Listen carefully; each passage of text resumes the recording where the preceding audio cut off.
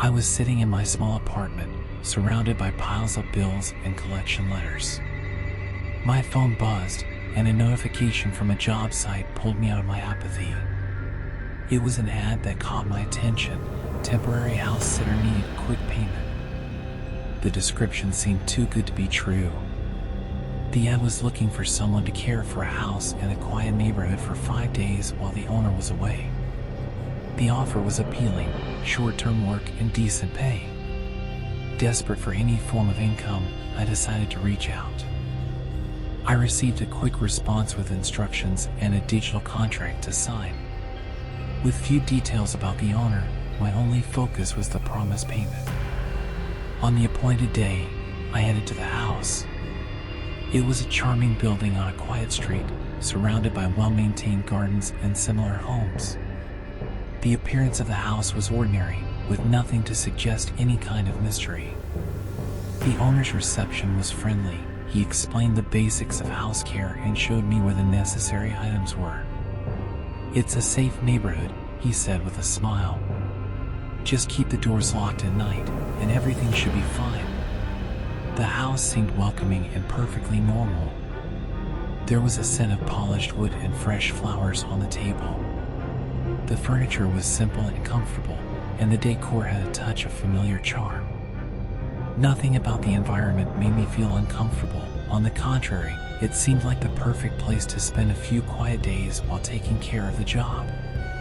As I began to settle in, I noticed a mailbox at the entrance with a stack of undelivered letters. The owner had told me to handle any mail that arrived. However, the rest of the instructions were quite routine: water the plants, check the alarm system, and keep the house clean. The first night was calm. The neighborhood seemed like the kind of place where nothing unexpected would happen. The only thing that made me slightly uneasy was a strange feeling of being watched, but I quickly attributed it to the new situation and loneliness. The place seemed safe and normal, and I was determined to take advantage of the opportunity to earn some money. Everything seemed to be in order, and I convinced myself that the job would be easier than I had imagined. However, a small voice in my head began to wonder if there was something I was missing, some detail I hadn't noticed. But for now, the routine seemed to be just that, a common routine in a quiet neighborhood. The first night in the house was calm, but as the days went by, I started to notice some strange things. On the second night, as I was getting ready for bed, I heard a faint sound coming from upstairs.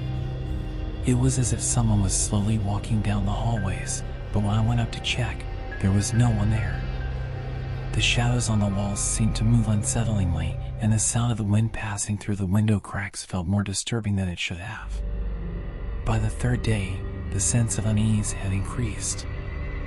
I was in the kitchen making lunch when I noticed that one of the internal doors was slightly open. I was sure I had closed it before, so I thought it might have been my mistake. But at night, I noticed that other doors were also ajar, as if someone had recently used them. I decided to explore the attic, a space the owner had vaguely mentioned as being only for storage. The stairs creaked under my weight, and when I opened the attic door, I was hit by a musty smell and dust. Among boxes and furniture covered by sheets, I found a small wooden box that was locked. The box was covered in dust, as if it hadn't been touched in years. I got the impression that it wasn't something the owner had used frequently. That night, while reviewing the mail I had found at the entrance, I noticed something unusual. Under a pile of letters, there was a piece of paper folded in an odd way. I unfolded it and found a handwritten note with hurried, irregular handwriting. "You are in danger. The serial killer looking for isolated houses might be closer than you think. Don't be fooled by the peaceful appearance. Lock all doors and stay alert." The note didn't provide many details about the killer, only suggesting that he might be nearby. I didn't know if this was a sick joke or if there was some truth to it.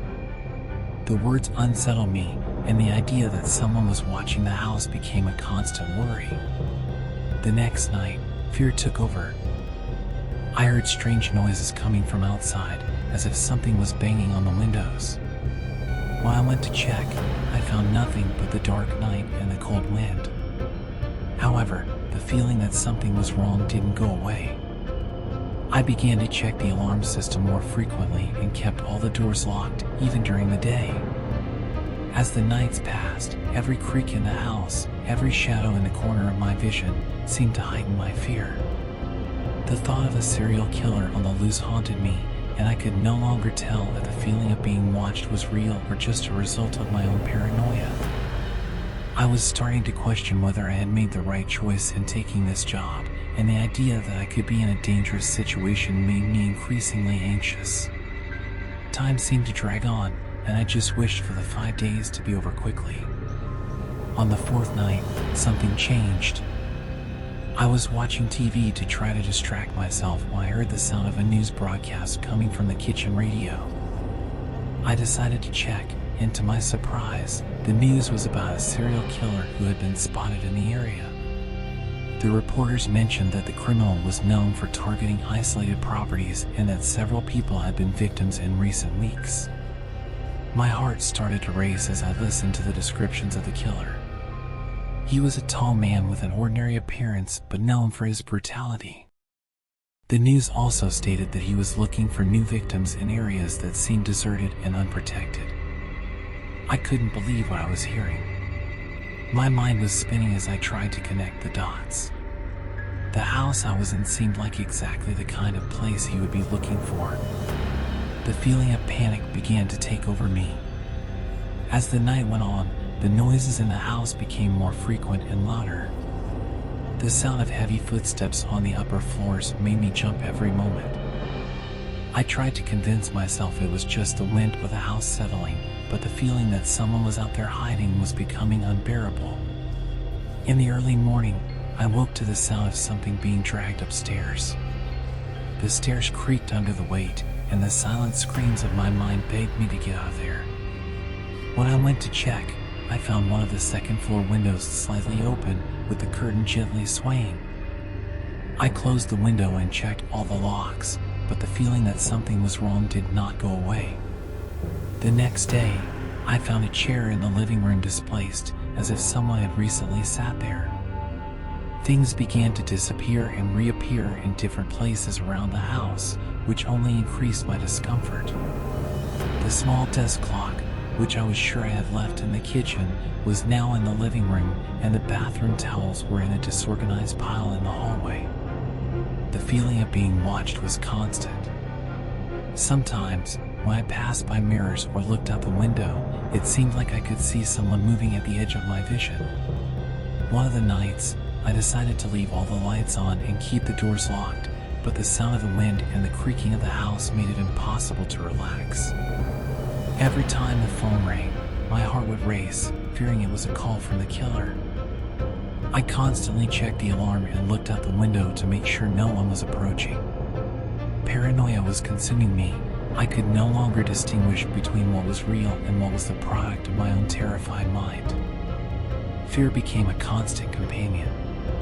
The house, which once seemed welcoming, now felt like a labyrinth of terror and despair. Every corner hid something I didn't want to see. The fear of being the next victim of the serial killer made me feel like I was living in an endless nightmare, and the desire for those 5 days to end became increasingly desperate. The fifth night began with a strange calm. The wind had stopped, and the house seemed to be enveloped in an oppressive silence. I was in the middle of a frustrating attempt to sleep when, suddenly, the power went out. The lights went dark, and total darkness engulfed the place. The alarm system was also down, leaving me completely vulnerable. The darkness seemed to have a life of its own, and panic overtook me. With a flashlight in hand, I searched the rooms, trying to find any sign of an intrusion. That's when I heard a sound that chilled my blood, heavy footsteps approaching me. The presence of the serial killer was finally materializing. The confrontation started unexpectedly. The man appeared in the darkness, his imposing figure outlined against the faint light of the flashlight. He advanced toward me with a machete in hand, his eyes gleaming with lethal coldness. Fear consumed me, but I knew I had to fight to survive. I ran through the house, trying to find anything I could use as a weapon. Finding a small iron bar in the workshop, I prepared for what was to come. The killer was close, and his footsteps echoed through the corridors as he searched for me. I hid behind a piece of furniture, and when he passed close by, I struck with all the force I could muster. The confrontation was brutal and chaotic. The machete sliced through the air, and I barely managed to dodge, trying to shield myself from the blows. Each movement felt like an eternity, and adrenaline made it feel like a nightmare. In a stroke of luck, I managed to hit the man with the iron bar, momentarily knocking him down. However, he got up with renewed fury, determined to capture me. Finally, I managed to deliver a decisive blow. He was dazed and injured, and I managed to temporarily immobilize him. With the killer unable to move, I seized the chance to escape. I ran through the house and, with the last of my strength, reached a neighboring house. I banged desperately on the door, and a woman let me in, frightened by my condition. With her help, I called the police. The emergency response was swift, and the sirens approached, bringing a relief I could barely believe. When the police arrived at the house, they found a scene of devastation, but the killer had vanished. The signs of the struggle were evident: broken furniture, bloodstains, and clear indications of a fierce confrontation. The homeowner was never found. The police conducted a thorough search, but he seemed to have disappeared without a trace. The case became a complex investigation, but the fear and horror of that day remained with me. The house, now empty and silent, became a place I never wanted to see again. I had managed to escape, but the experience left me with a permanent scar. The feeling of being hunted and the desperate confrontation with the serial killer would never completely leave my mind. The relief of seeing the police arrive was mixed with the terror of knowing that danger might still be lurking even after my escape.